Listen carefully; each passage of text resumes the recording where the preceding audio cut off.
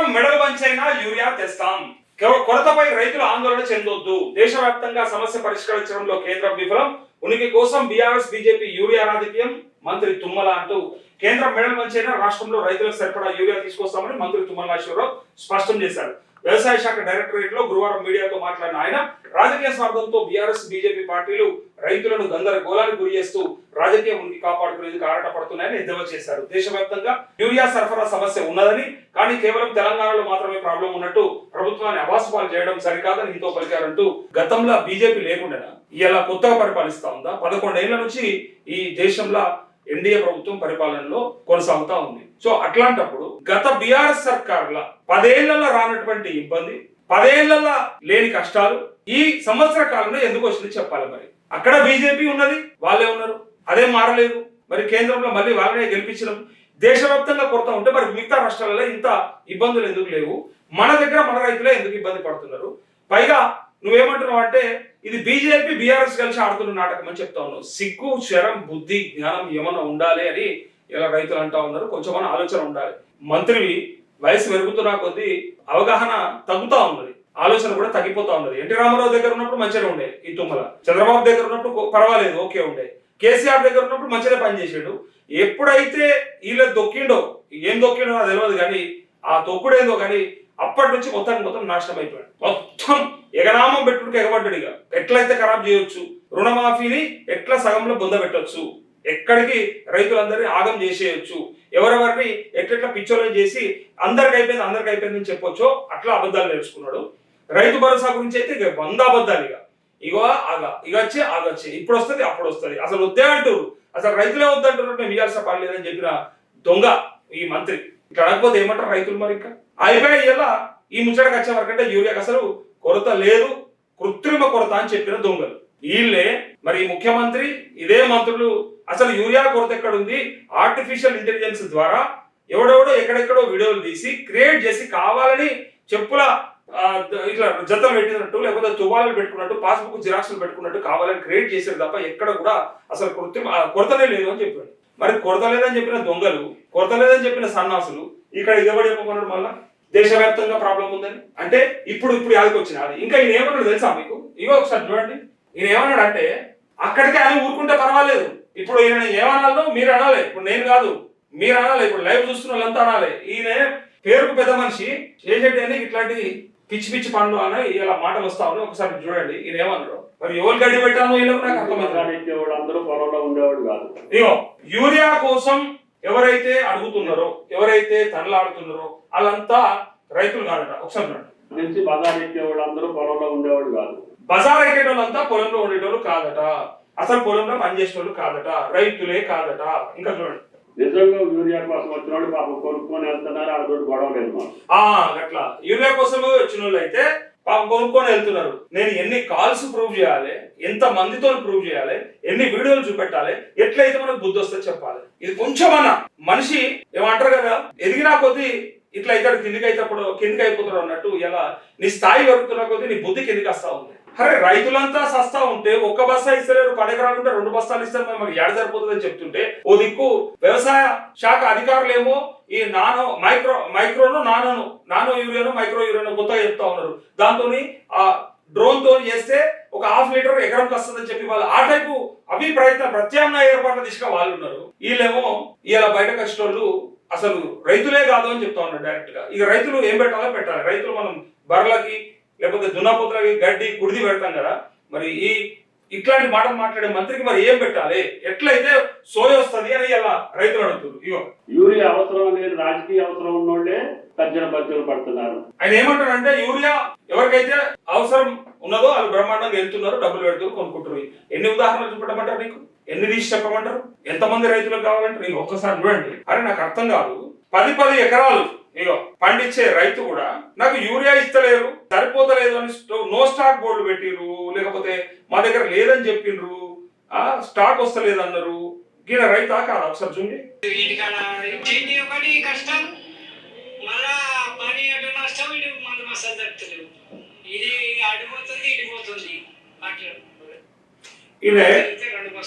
ఈయన రైతా? ఈయన చూస్తే రాజకీయం చేసిన లెక్క ఉన్నాడు.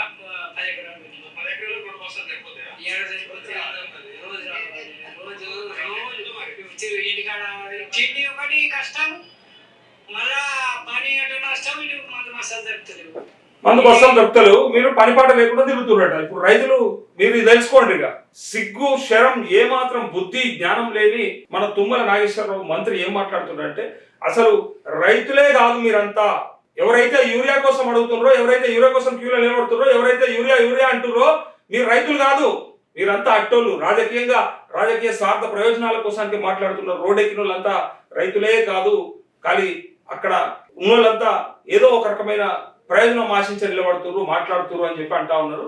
నిజంగా రైతులు పోయి పొలాల్లో పని చేసుకుంటారట, మనమే అట్టిగా ఉన్నామట. ఇది ఎప్పుడు బజార్ ఎక్కేవాడు అందరూ పొలంలో ఉండేవాడు కాదు. నిజంగా యూరియా కోసం వచ్చిన వాళ్ళు పాపం కొనుక్కొని వెళ్తున్నారు, వాళ్ళతో గొడవ లేదు. నిజంగా సేవా గుణం ఉన్న నాయకులు ఎవరైతే ఉంటారో వాళ్ళతో మాకు గొడవ లేదు, వాళ్ళతో బాధ లేదు. ఎందుకోసం అంటే వాళ్ళు ఉంటే ప్రయత్నం చేస్తారు, లేకుంటే ఉన్నది ఉన్నట్టుగా చెప్తారు, మాతో గిడికి అవుతుంది గిట్లా అవుతుంది. మీలాంటి దొంగ బుద్ధులు, దొంగ హామీలు, దొంగ వాగ్దానాలు, దొంగ లెక్కలు చేసేది ఇక మీలాంటి దొంగ నాయకులు. మీతోనే మాకున్న ప్రాబ్లం. ఇప్పుడు మేమంటా ఉన్నాం, ఇప్పటిదాకా నువ్వు అన్నావు కదా ప్రాబ్లము వాళ్ళతో కాదన్నావు కదా, మాకు కూడా మీతోనే ప్రాబ్లము. మాకు కూడా ఉన్నది ఉన్నట్టుగా కిందనో మీదనో తనలాడి మా కోసానికి పాటుపడ్డు ఉంటాడా, వాళ్ళతో మాకేం ప్రాబ్లం లేదు. మీరు ముందు ఒకటి చెప్పి ఏదో అంటారు కదా, నోటితోని నవ్వి నొసలతో ఎక్కిరించినట్టు, తడి గుడ్డతోని గొంతు కోసినట్టు ఒకటి చెప్పి ఒకటి చేసే మీలాంటి తెలివి తక్కువ దద్దమలతోనే ఇలా రాష్ట్ర రైతాంగానికి ప్రాబ్లం అయింది, సమస్య అయింది. లేకపోతే బ్రహ్మాండంగా ఉండే, ఇబ్బందులు లేకుండే, నీళ్ళు వచ్చే, కరెంట్ వచ్చే, యూరియాలు వచ్చే, మసాలాలు వచ్చే, విత్తనాలు వచ్చే, రైతు బీమా వచ్చే, అన్ని పడే, అన్ని బ్రహ్మాండంగా ఉండే. వాళ్ళతో మాకేం ఇబ్బంది లేకుండే. ఇంటికాడ కూర్చుంటే పనిలేని ఇలా రోడ్ల మీద తిప్పుతురు. తిప్పిన దొంగలెవరు, తిప్పిన సన్నాసులు ఎవరు? ఈ ప్రభుత్వం వచ్చిన ఈ సంవత్సరంన్నర కాలంలో, ఈ 18 నెలల కాలంలో అంటే రోడ్ల మీద ఎక్కాలి. అది మీ దరిద్రులు పెట్టినటువంటి అడ్డమైన ఈ కాగితం నింపు, ఆ కాగితం నింపు, ఈడిపోయి రాపు, ఆడిపోయి రాపు, ఇటు అగ్రికల్చర్ ఆఫీసర్ కు, ఇటు మీ సేవకు, ఇటు అయితే ఇటు ప్రజాపాలన దరఖాస్తనాలే అదానాలే, లేకపోతే ఇటు రేషన్ కార్డుకోవాలి. ఎక్కడికి వెళ్ళి పొద్దున్న దాకా తిప్పాలి. ప్రజాలో తిప్పింది మీరు, ఇలా తిరిగిన పట్టుకొని మీరు వేరే ఆలోచన కోసం. ఇప్పుడు మరి ఊర్లోకి పోదామా? మీ ఊరికి పోదామా? ఖమ్మంకు మీ ఊరేదో మీ సొంత ఊరికి పోయి అడుగుదామా? నిజంగా మీరంతా దొంగలట కదా, సన్నాసులట కదా, రాజకీయాల కోసం బయట తిరుగుతున్నట్టు కదా, రైతులు కాదు కదా అంటే వాళ్ళు చెప్తారు నీకు సమాధానం. దేంతో చెప్పాలో దాంతో సమాధానం చెప్తారు. కొంచెమన్నా బుద్ధి ఉండాలి అని రైతులు అంటా ఉన్నారు. ఇంకా చూడండి, ఇక్కడ సరే ఈయన కొరత లేదన్నోడు, నిజంగానే బ్రహ్మాండంగా ఉంది అన్నోడు. ఓకే, మరి ఈ మాట చూసిన తర్వాత మరి ఈయనకి ఏం సమాధానం చెప్తారో చెప్పాలి. ప్రభుత్వం ఉన్నదే చెప్పాలి, మాకంటే ఎక్కువ. ఒకసారి చూడండి, ఈ జూమ్ ఈయన ఎవరో చూసి కొంచెం బుద్ధి తెచ్చుకుంటే బెటర్ ఏమో.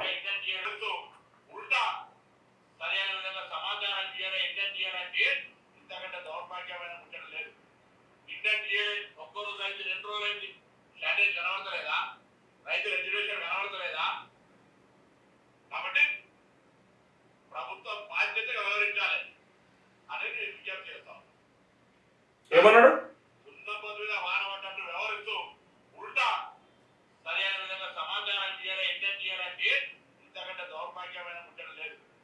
ఇంటెంట్ చేయాలి, ఒక్కో రోజు అయితే 2 రోజులు అయింది, స్ట్రాటజీ కనబడతలేదా? రైతుల ఎడ్యుకేషన్ కనబడతలేదా? ఎవరిని ఎట్లా దేంతో సమాధానం చెప్పమంటారు? ఎవరు చెప్పిర్రు అది? పోనీ నాలాంటి జర్నలిస్ట్ చెప్పిండ్రా, లేకపోతే ఎవరైనా మీడియా మిత్రులు చెప్పిండ్రా, లేదా బయట ప్రజలు మాట్లాడుకుంటారా, రైతులు మాట్లాడుకుంటారా? సాక్షాత్తు మీ మంత్రి చెప్పిండి, నీ సహచార మంత్రి, నీ మంత్రివర్గంలో ఉన్నటువంటి సహచార సభ్యుడు డైరెక్ట్ గా ఎందుకు రైతుల ఎస్టేషన్ కనిపిస్తలేదా మీకు? రైతుల సమస్యలు తెలుస్తలేవా? మరి ఎందుకు ఇవ్వరు అని అడుగుతా ఉన్నాడు. అది మీ ప్రభుత్వాన్ని కాదు, అది మాకు తెలుసు. మీరు ఎట్లా దొంగలు ఒకటే మళ్ళా, కానీ కేంద్ర ప్రభుత్వాన్ని అడుగుతుండు. ఇది కొంతమంది సరే రాష్ట్ర ప్రభుత్వాన్ని అడుగుతున్నట్టుగా పెట్టుకున్నారు, కానీ నేను నాకు తెలుసు కదా నిజమేందో. కానీ ఆ కేంద్ర ప్రభుత్వాన్ని అయినా అడుగుతున్నాడు అంటే బుద్ధి ఉండా, బుద్ధి లేకనా, తెలుసా తెలియకనా? ఇప్పుడు తుమ్మల నాగేశ్వరరావు ఏమనాలి? దేనితో సమాధానం చెప్పాలి? ఆయన ఉన్నదన్నాడు కదా ఎరువు, ఎక్కడ ఉన్నది మరి యూరియా? ఉన్నాయి, ఇస్తున్నారు, సరైన వాళ్ళు సరిగ్గా తీసుకుపోతున్నారు, కానీ ఇట్లా సొంత అడిట్ చేస్తున్నారు అన్నావు కదా. మరి నీ మంత్రి ఏం చెప్పండి కదా, నీ మంత్రికి బుద్ధి లేదా? రాజకీయం చేస్తుందా? బయటకు వచ్చి నాటకం ఆడుతుందా అని ప్రశ్నలు వస్తాయి, సమాధానం చెప్పుకోవాలి మీరు. ఈ యూరియా మీద ఇంకా ఒక్కసారికి నమస్తే తెలంగాణ ఏముందో చూడు, మీకే కనబడుతుంది ఏం జరుగుతుందని. ఎరువుల గోస సర్కారు తమాషా విన్నారా? ఇప్పుడు వాళ్ళ అన్న మాటలు దాని తగ్గట్టుగా ఇక్కడ వాళ్ళు రాసిన వార్తలు ఒకసారి చూడు. ఇదే ఈ దొంగలన్న మాటలకు సమాధానాలు వాళ్ళకి పక్క పొంటే ఉన్నాయి. ఫస్ట్ ఏమన్నారు తెలుసా? ఇదే రేవంత్ రెడ్డి కొందరు కావాలని ఎరువుల కృత్రిమ కొరత సృష్టిస్తున్నారు, యూరియా దొరకట్లేదని భయపెట్టడంతో రైతులు తెల్లారంగానే లైన్ కడుతున్నారు. ఓకే, తెల్లారంగానే లైన్ కడుతున్నారు, అది కొంతమంది దొంగలు చేసిర్రు అని చెప్పాడు కదా.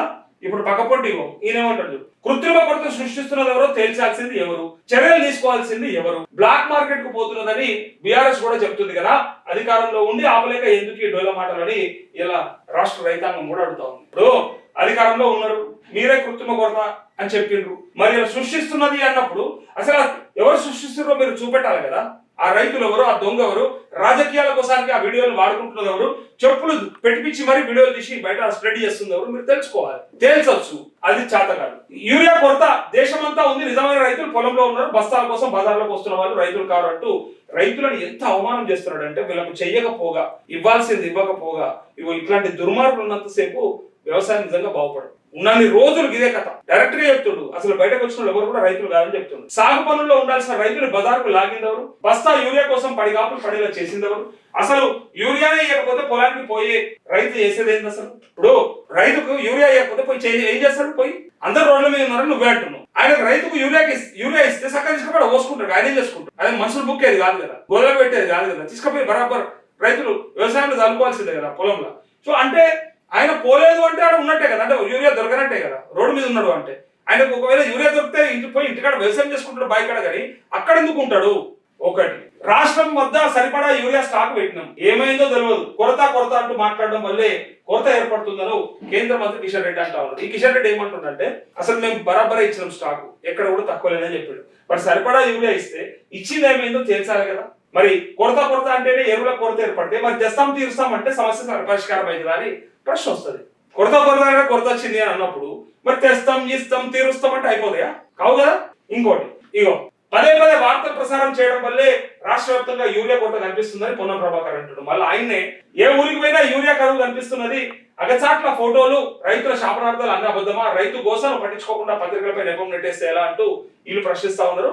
ఇక పొన్నం ప్రభాకర్ మాట్లాడింది మనం ఇప్పుడే 2 నిమిషాల కింద చూసాం. ఇక పొంగులేటి ఏమంటాడు, యూరియా కరువుకు బాధ్యత కేంద్రానిదే, రాష్ట్రానికి సరిపడా యూరియా సరఫరా చేయాలి, పరిస్థితిని రోజుకు 2 సార్లు సమీక్షిస్తున్నామంటూ అడిగినంత యూరియా ఇచ్చామని కేంద్రం అంటుంది, ఇవ్వలేదని మీరు అంటున్నారు. మీరు సరిగ్గా అడగలేదా, అడిగిన వాళ్ళు ఇవ్వలేదా, అసలు ఎవరి డ్రామాలు, ఎవడి దాగుడు మూతలు, ఎవడి నాటకాలు ఇవన్నీ. వాళ్ళు ఇచ్చినామని చెప్తారు, మీరేమో రాలేదు అని చెప్తారు. నడమ బుక్కిన దొంగ ఎవడు, వడ్లు బుక్కిరంటే నమ్మొచ్చు, మక్కలు బుక్కిరంటే నమ్మొచ్చు, పంది బొక్కులు లెక్క బియ్యం బుక్కిరంటే నమ్మొచ్చు, కానీ యూరియా ఎవడు బుక్కాడు, మరి యాడ తరలించిరు, ఎక్కడ ప్రైవేటు దళారుల చేతులకు ఎట్లా ఉంటుంది ఇదంతా, ఎందుకు ప్రైవేట్ పరం చేస్తా ఉన్నారు ఇదంతా కూడా. ఇలా బ్లాక్ మార్కెట్ కి తరలించి ఎక్కువ ధరకు అమ్మేలాగా రైతులను ఎందుకు ముంచే ప్రయత్నం చేస్తా ఉన్నారు. వాళ్ళు కొనాలంటే ఎక్కువ ధరకు ఎట్లా కొనుక్కుంటారు, అందుకోసమే యూరియా ఎక్కడ చూసినా యూరియా ఈ మొత్తం యూరియా ఇగో రైతులు ఎత్తివలిగింది. యూరియా పోరులో రైతులు ఎత్తురోడాడు. మహబూబాబాద్ జిల్లా మరిపేటలోని ఆగ్రోస్ కేంద్రం వద్ద గురువారం జరిగిన తోపులాటలో అసిమిరాలకు మెట్లపై నుంచి జారిపడ్డాడు. తీవ్రంగా గాయపడిన ఆయన పోలీసులు దవాఖానకు తరలించారంటూ యూరియా కోసం అట్టుడుకుతున్న రాష్ట్రం ఎక్కడికక్కడ ఆందోళనలు, రాస్తారోకోలు, యూరియా ఎందుకు ఇవ్వని నిలదీతలు, పోలీసులు అడ్డుకున్న ఆమె నిరసనలు, బస్తా కుస్తీలో పల్లెల మధ్య పంచాయతీ, ప్రాణాలు పరంగా పెట్టాల్సిన పరిస్థితులు, క్యూ లైన్ లో సొమ్మసిల్లుతున్న అన్నదాతలు, మరిపడలో తోపులాట, రైతులకు గాయం, బ్లాక్ కు తరలుతున్న యూరియా పట్టివేత అంటూ ఇంతమందికి మహిళలంతా ఎందుకోసం నిలబడ్డారు. ఈ జూమ్ చేయబడారు. అన్నోనికన్నా సిగ్గు శరం ఉండాలి. ఇదంతా కృత్రిమ కొరత, అది అసలు లిక్కకైతే యూరియా బరాబర్ తీసుకొని పోయి పనులు చేసుకుంటారు, కానీ బయటకు వచ్చిన వాళ్ళంతా రైతులు కాదని చెప్పిన దొంగలకి ఇది చెప్పుడు ఈ సమాధానం. ఇక్కడ చూపెట్టుంది, ఈ నెత్తులు చూపెట్టుంది ఆ దొంగకి. ఇగో వీళ్ళంతా రైతులు కాదా, ఇక్కడ చూడండి ఒకసారి, వీళ్ళంతా రైతులు రోడ్ల మీదకి వస్తారు. సరే ఇలా బీఆర్ఎస్ వాళ్ళు వచ్చిర్రు, బీఆర్ఎస్ వాళ్ళు ఎందుకు వచ్చినట్టు రైతుల కోసం బరాబర్ వచ్చిర్రు, రావాలి కూడా. ఇలా యూరియా జీరో మార్కెట్ వద్ద అడుగంటే బఫర్ స్టాక్ 3 లక్షలు ఉండాల్సిన చోట 12,000 టన్నులు మాత్రమే. 3 లక్షల టన్నులు ఉండాల్సిన పరిస్థితులలో 12,000 టన్నులు అంటే అది ఏ మూలకు సరిపోతుంది, ఎంతమంది సరిపోతుంది అంటే వీళ్ళతోని ఇది చేత కాదు. కేంద్ర ప్రభుత్వం ద్వారా తెప్పియాల్సినవి తెచ్చి ఈ రాష్ట్ర రైతులకో లేకపోతే ప్రజలకో ఇవ్వాల్సినవి ఈ రాష్ట్ర ప్రభుత్వానికి చేత కాదు. మర్చిపోవాలి, పంటలు పండయిగా నాశకాలం వచ్చేసింది. ఈ దరిద్రులు పరిపాలిస్తున్నంత సేపు ఏదో ఒక రకమైన ఇబ్బంది, ఏదో ఒక కాగితం పట్టుకొని ఎవంతాడుకో కొంత తిరగాలి. ఇది ఫిక్స్ గా, ఇక్కడ తిరుగులేదు. ఇక కాగితాలు పట్టుకొని తిరగాలి, బాధలు పడాలి, ఇబ్బందులు పడాలి, సమస్యలనే కూరుకపోవాలి తప్ప ఎక్కడ కూడా నిజంగా సుఖంగా ఉన్నాం, సౌఖ్యంగా ఉన్నాం అనే పరిస్థితే లేదు. వీళ్ళు ఎట్లయితే అధికారంలోకి వచ్చిరో కానీ ఇక వచ్చినాటి నుంచే ఈ దాపురం మోపోయింది. ఇక తిరుగుడు, ఇక వాంతాడికి, ఇక వీంతాడికి, ఇక అక్కడ, ఇక ఇక్కడ. ఏంది వచ్చేది కొద్ది మందికి, పెట్టేది మీరు కొద్ది మందికి. ఆ కొద్ది మందిని చూపించి మీతో అందరూ రోడ్ల మీద తిప్పుడే తిరుగుతున్నారు. పబ్లిక్ అంటే తయారు చేశారు మీరు. ఇప్పుడు మీరు చూడాలి, ఇదేమన్నాడు అంటే తుమ్మల నాగేశ్వరరావు, ఇది కొట్లాడాల్సింది మీరు అని అంటా ఉన్నాడు. మీరేం చేస్తారు మరి? కొట్లాడాల్సింది మనమాట. మనము అంటే బీఆర్ఎస్ ఆధార్ ఇచ్చే వాళ్ళు అందరూ పొలంలో ఉండేవాడు కాదు. కేంద్రంతో చెప్పలాడండి. మీరు రేపు ఓట్లు ఎవరికి వేస్తారో కూడా మాకు తెలుసు. మరి ఏమంటాడు విన్నారా?